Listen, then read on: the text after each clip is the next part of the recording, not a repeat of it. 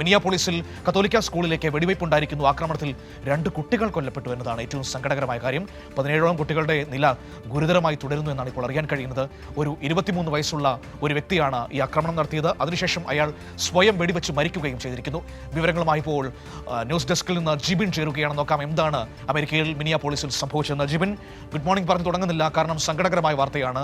അമേരിക്കയിൽ വെടിവെപ്പുകൾ നമുക്ക് പഴയ ഒരു അത്ര പുതുമയുള്ള കാര്യമല്ല. പക്ഷേ 2 കുട്ടികൾ കൊല്ലപ്പെട്ടിരിക്കുന്നു. 17ഓളം കുട്ടികളുടെ നില ഗുരുതരമായി തുടരുന്നു എന്നത് ഏറ്റവും സങ്കടകരമാണ്. എന്താണ് സംഭവിച്ചത്? തീർച്ചയായും തന്നെ മനു, ഏറ്റവും സങ്കടകരമായ ഒരു വാർത്തയാണ് അമേരിക്കയിൽ നിന്നും വരുന്നത്. അമേരിക്കയിലെ മിനിയാപോളിസിലെ കത്തോലിക്ക സ്കൂളിലാണ് ഇത്തരത്തിലൊരു ആക്രമണം ഉണ്ടായത്. ഈ ആക്രമണത്തിൽ ഏകദേശം 2 കുട്ടികളോളം കൊല്ലപ്പെടുന്ന ഒരു സാഹചര്യം ഉണ്ടായിരുന്നു. ഒരു ട്രാൻസ്ജെൻഡറിൻ്റെ ഭാഗത്തു നിന്നാണ് ഇത്തരത്തിലൊരു ആക്രമണം ഉണ്ടായത് എന്നുള്ളതാണ് പുറത്തു വരുന്ന വിവരങ്ങൾ അനുസരിച്ചുകൊണ്ട് നമുക്ക് മനസ്സിലാക്കാൻ സാധിക്കുന്നത്. അങ്ങനെ ഈ കൊലയാളിയും സ്വയം വെടിതീർത്ത് മരിക്കുകയും ചെയ്തു എന്നുള്ള വിവരങ്ങളാണ് പുറത്തു വന്നിരിക്കുന്നത്.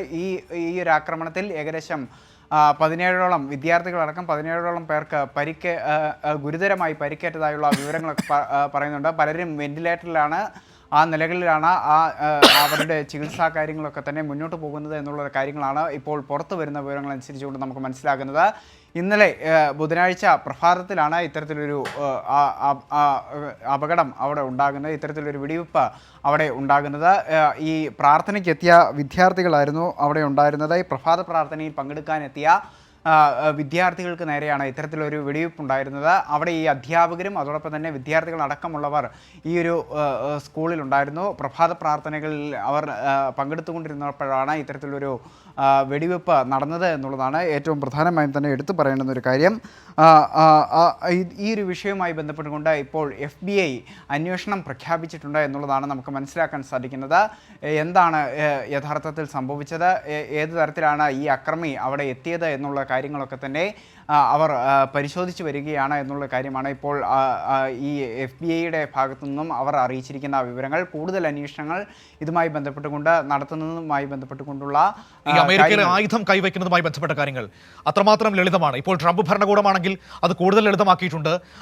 അവരുടെ പ്രകടന പത്രികയിൽ തന്നെ അവർ പറയുന്നുണ്ടായിരുന്നു ആയുധങ്ങൾ കൈവയ്ക്കാൻ കൂടുതൽ ലളിതമാക്കും നിയമ സംവിധാനങ്ങളെന്ന്. അതിൻ്റെയൊക്കെ ഒരു ദുർഫലം ഇങ്ങനെ അനുഭവിച്ചുകൊണ്ടിരിക്കുകയാണ്. കുഞ്ഞുങ്ങൾ ഇരയായി പോകുന്നു. കാരണം കൂടുതലും നമ്മളിപ്പോൾ ഈ വെടിവെപ്പ് കേൾക്കുന്നത് സ്കൂളുകളിൽ നിന്നാണ്. കുഞ്ഞുങ്ങൾ ഇരയായി പോകുന്നു എന്നതാണ് ഏറ്റവും സങ്കടകരമായ കാര്യം. തീർച്ചയായും തന്നെ മനു, ഈ അമേരിക്കയിൽ ഇത്തരത്തിലുള്ള ലിബറലായിട്ടുള്ള നയങ്ങൾ വന്നതിന് ശേഷം, ട്രംപ് ഭരണകൂടം വന്നതിന് ശേഷം ഈ തോക്ക് കൈവശം വെക്കുന്നതുമായി ബന്ധപ്പെട്ടുകൊണ്ടുള്ള ലിബറലായിട്ടുള്ള നയങ്ങളൊക്കെ തന്നെ വന്നതിന് ശേഷമാണ് ഇത്തരത്തിൽ ആക്രമണങ്ങൾ അവിടെ വർദ്ധിച്ചത്. ഇതിനു മുൻപും ഇത്തരത്തിൽ ആക്രമണങ്ങൾ നിരവധിയായി ഉണ്ടാകുകയും നിരവധി പേർ കൊല്ലപ്പെടുന്ന സാഹചര്യമൊക്കെ തന്നെ ഉണ്ടായതാണ്. ഇതിന് പിന്നാലെയാണ് ഇപ്പോൾ ഈ 8ഉം 10ഉം വയസ്സുള്ള കുഞ്ഞുങ്ങളാണ് ഇത്തരത്തിൽ കൊല്ലപ്പെടുന്ന ഒരു സാഹചര്യം ഉണ്ടായത് എന്നുള്ളതാണ് ഏറ്റവും ദയനീയമായ ഒരു കാര്യമെന്ന് പറയുന്നത്. ആ നിലകളിൽ ഇപ്പോൾ ഇതിൻ്റെ വിവരങ്ങൾ പുറത്തു വന്നുകൊണ്ടിരിക്കുന്നു.